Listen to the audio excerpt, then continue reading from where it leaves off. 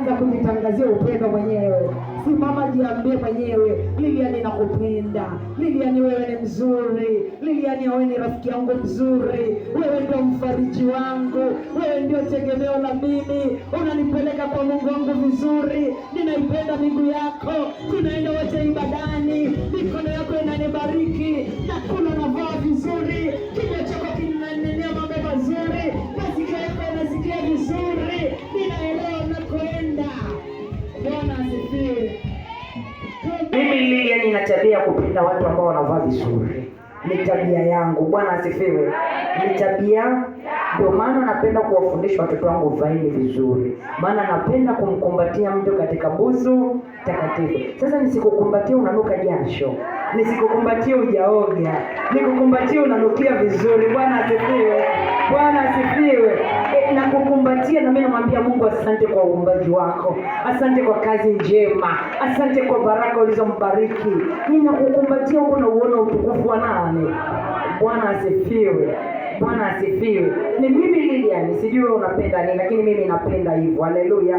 Kwa nini napenda? Ninaojua katika usafi Mungu anaweka matuo. Hata kama kuna dhambi, huwa anakuja tu anaweka matuo. Akaambia wana wa Israeli, hebu fagieni, hebu ogeni, hebu vaeni vizuri. Alafu Mungu akuangalia ulivyomkosea, akashuka tu akawahudumia. Bwana asifiwe.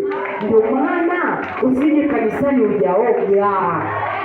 Hiyo mnaogopa kuoga asubuhi, oga. Tende kwenye biashara hujaoga. Oga kwanza, hata kama utarudi kuoga mara ngapi.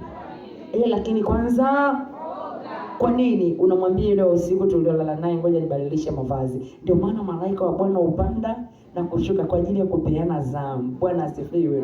Bwana asifiwe. Bwana asifiwe.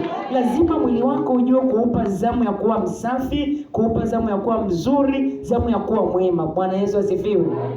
Ndio maana Mungu anasema ninakaa mimi mahali patakatifu. Huwezi kuamka asubuhi ukakimbia kuoga ukaacha kutakasa maji yako. Utaniambia maji na kusafisha na kutakasa kwa damu ya Yesu. Unapooga unasafishika, unapooga unatakasika. Lazima mtakatifu atakuongoza njia ikupasayo kwenda siku hiyo. Haleluya. Haleluya. Pigie mchungaji makofi kama unaelewa. Siku ya furaha ni leo. Siku ya furaha ni leo. Ndugu yangu furahi, hata Lili na furahi, utukufu wa Bwana unashuka. Siku ya furaha ni leo. Siku ya furaha ni leo. Ndugu yangu furahi, hata Lili na furahi, utukufu wa Bwana unashuka. Utukufu wa Bwana.